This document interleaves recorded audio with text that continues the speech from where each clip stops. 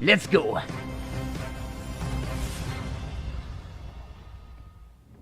Le spiritisme, c'est l'art de communiquer avec les défunts. Le phénomène est né aux États-Unis au milieu du 19e siècle. Oh. De là, il a vite conquis le Canada, puis l'Europe. Mon mission préférée, Le spiritisme a fait l'objet de nombreuses recherches scientifiques à cette époque. Par des moyens souvent fort ingénieux, des chercheurs ont tenté de valider la réalité de ces échanges avec le monde des morts. Bon. Un de ces scientifiques, le Canadien Thomas Glendenning, Encore du Canada, c'est ça que j'aime. est vite devenu une figure de proue dans ce domaine.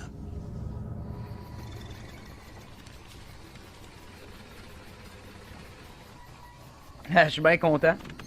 La soirée est encore jeune lorsque la voiture s'immobilise devant une chic demeure du boulevard Anderson, dans le quartier huppé de Westgate.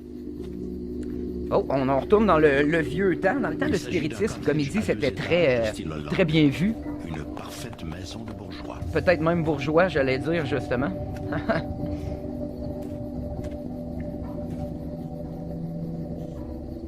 Par les grandes fenêtres illuminées du premier, l'homme remarque que la maison semble déserte. Mais il sait qu'il n'en est rien. Oh, les esprits! Je vais essayer de pas trop rire du spiritisme.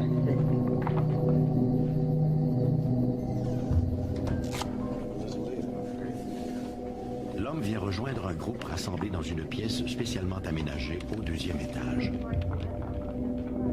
Des hommes et des femmes sont assis sur des chaises, formant une sorte de fer à cheval. Qu'est-ce que vous pensez dans les commentaires et dans le live? Je veux savoir ce que vous pensez du spiritisme. Objectif braqué sur le groupe. Tous les appareils sont reliés à un déclencheur à distance. Au centre est placée une petite table en bois. Oh. En plus, vu qu'il y a plus de personnes, ça fait un Tous peu... les participants se prennent par la main et collent leurs pieds sur ceux un de peu leurs plus voisins, crédible, j'allais dire. formant ainsi Hein? une chaîne humaine. Commence alors l'étrange séance. L'esprit, ami de l'autre monde, désirez-vous communiquer avec nous? Oh! Ah, je me souviens, c'est quoi? Amis, Ah oui! êtes-vous là? C'est fou, ça. Ça, je vais crier au canular, guys, Soudain, déjà. un bruit se fait entendre, celui d'un meuble mal ajusté qui vacille sur ses pattes. Finalement, dans l'éclair du flash, c'est l'étonnement. La table flotte maintenant à l'envers, à 1 mètre du sol. Hey, merci pour la donation. Que la photo soit bonne.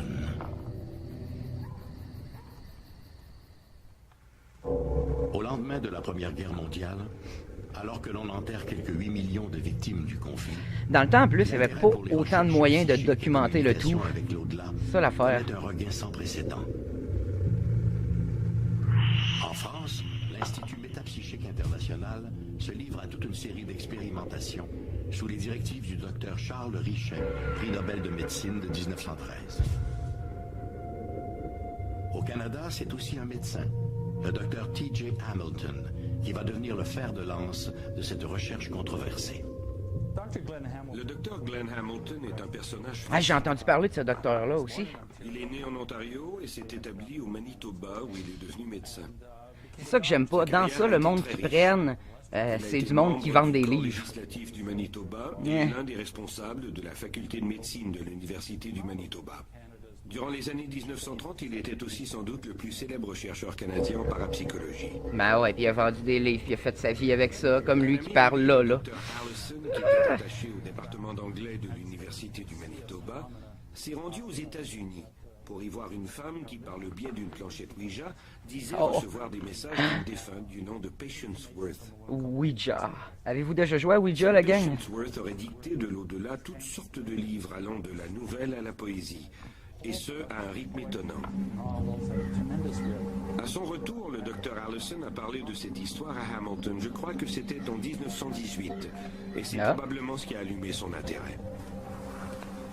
Thomas Glendenning Hamilton a commencé à s'intéresser à la recherche psychique après la mort de son jeune fils, survenu à la fin de la Première Guerre mondiale. Je pense qu'il a été incapable d'en faire son deuil et que cela a probablement contribué à éveiller son intérêt pour l'au-delà. J'ai déjà joué à Ouija quand j'étais plus jeune. Ce qui était advenu de son fils. J'ai eu des drôles d'expériences. Devrais-je dire, on en parlera après. Hamilton aménage un laboratoire dans la grande chambre du 2e étage de sa résidence du boulevard Anderson.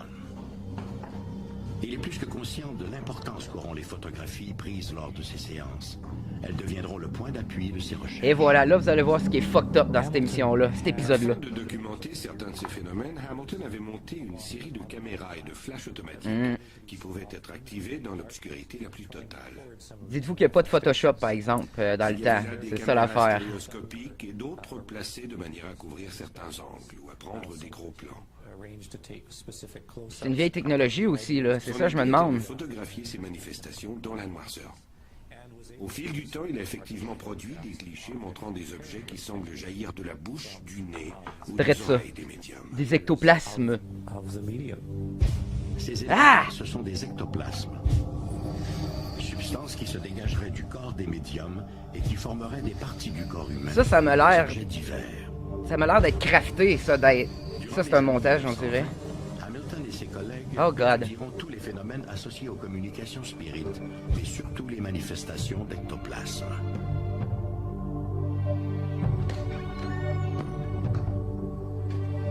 Fidèle à sa règle, Hamilton ne fait appel qu'à des médiums non professionnels, bénévoles, qu'il connaît personnellement et qui acceptent de se soumettre à toutes les mesures de contrôle qu'il leur impose. À son arrivée, le médium est fouillé de façon à s'assurer qu'aucune substance étrangère ne puisse être introduite dans le laboratoire. Ensuite, une fois dans la pièce, le spirit est invité à tendre les mains aux participants placés à ses côtés. Oh, oh, oh. Durant toute la tenue de l'expérience, les mains du médium ne quitteront pas celles des gardiens. Fait que dans le fond, ça peut pas être une modification, quelqu'un qui met un props. Ouais. Les esprits se manifestent par le biais d'ectoplasme. Ah, God, c'est dégueulasse, for fuck's sakes. On dirait des scènes de mauvais films porno. Je pense qu'une grande partie de Ah, l'intérêt vient des tabarnak. photographies elles-mêmes. Puis pourquoi qu'après ça, on n'a plus d'ectoplasme? Ça n'existe plus. Les gens croient ce qu'ils voient sur les photographies. Hamilton était un médecin, une profession qui lui assurait une position de choix dans la communauté. Bah ouais. et une aura Là, de il y a une face dessus, là. Hey! Hey! Il Tabarnak! était membre du Parlement provincial et jouissait d'une grande crédibilité. Le fait qu'il ait pu photographier l'objet de ses recherches et que ses clichés pouvaient être évalués indépendamment de lui légitimait son honnêteté. C'est ce qui lui a sans doute permis de faire ses recherches sans avoir à subir d'attaques personnelles. Ah oh! Entre 1928 et 1930, Je vois. T.J. Hamilton organise des dizaines de séances du genre. Des invités triés sur les volets viennent des quatre coins du monde pour assister à ces expériences. Parmi eux figure le romancier Arthur Conan Doyle, le père de Sherlock Holmes. Le romancier. Et le futur premier ministre du Canada, William Lyon Mackenzie King, venu s'entretenir avec le docteur Hamilton. Calice Mackenzie. On rit Il n'y plus. avait pas que des avocats ou des médecins qui s'adonnaient à ce genre de recherche. Dans les années 1930, même le premier ministre du Canada, William Lyon Mackenzie King, s'intéressait à ces phénomènes de survie et de communication avec l'au-delà. Si les séances et les photos réussissent à convaincre Hamilton et ses compagnons que l'âme survit après la mort, nombreux sont ceux qui n'y voient qu'une supercherie. Ouais, là, ça, c'est... Un bonhomme au complet, là. Je suis certain que Hamilton croyait en ces phénomènes. Je pense que lui n'aurait jamais accepté de participer sciemment et volontairement à une fraude, quelle qu'elle soit. C'est fucking Cela ridicule. dit, il est vrai que plusieurs photographies sont douteuses, et c'est ce qui entretient l'idée que des fraudes ont quand même pu être perpétrées par certains des participants. Uh-huh. Dites-vous s'il y avait de l'argent au bout, là. Il était sérieux dans ce qu'il faisait. Ses recherches étaient rigoureuses et il appliquait une certaine méthodologie scientifique. Pourtant, dans plusieurs cas, ces photographies montrent des phénomènes qui semblent fabriqués. Ben, no shit, avec Qui les auraient pu faces. être facilement fabriqués. On peut se demander pourquoi les participants étaient-ils autant convaincus de leur authenticité. Hey, À l'époque, tous les gens impliqués directement dans ces recherches étaient convaincus de leur authenticité et qui plus est le sont demeurés par la suite. 30, 40 ou 50 ans après ces recherches, les participants continuaient d'écrire de manière positive sur leurs expériences. encore 30... Ah ouais, 50 ans après, personne, la supercherie est pas ressortie. Plusieurs des médecins et des Ah, politiciens impliqués ont raconté qu'il aurait été très difficile pour le médium d'introduire quelque chose dans la pièce. Ok. Et rien n'en sortait non plus. La pièce elle-même était vérifiée.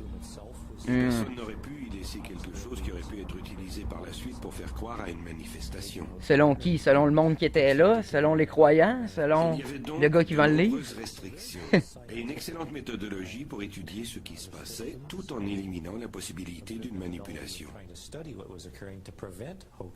Hélas, la fraude ne peut jamais être tout à fait exclue. À la fin de chaque séance, un procès-verbal des événements observés était signé par chacun des participants. Il est donc peu vraisemblable que tous ces gens aient donné leur aval à de tels canulars. Moi, c'est encore drôle, hein? Sceptique Eh, affirme si qu'il boire. aurait été plus profitable de conserver un échantillon de ces ectoplasmes Exactement. pour l'analyse, plutôt que de les photographier. C'est comme les affaires de Bigfoot, ça, là. Les De... médiums ne produisent aujourd'hui de ces ectoplasmes si populaires jadis. Le phénomène des téléplasmes est très intéressant. À cette époque, c'était un phénomène très répandu.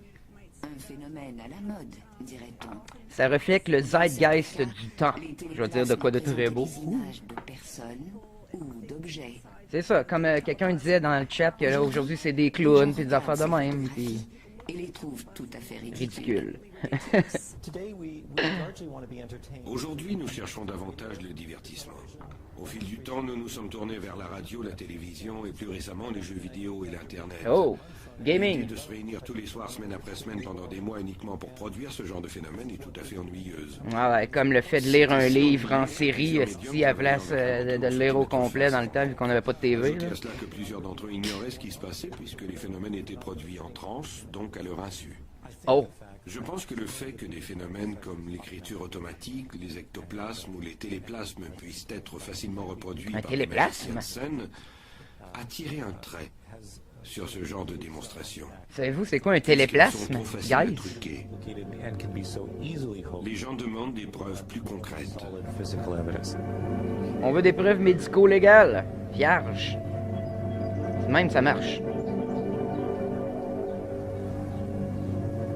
Hey, mais ça m'attire, hein, cette émission-là, cet épisode-là est plus long un peu, c'est assez, là. Depuis les recherches de T.J. Hamilton, le Bon. spiritisme s'est transformé. Ok. Bon, là, hop là, c'est assez, là, mon Michel Dumont, le premier, le premier mystère, j'en ai plein mon casse.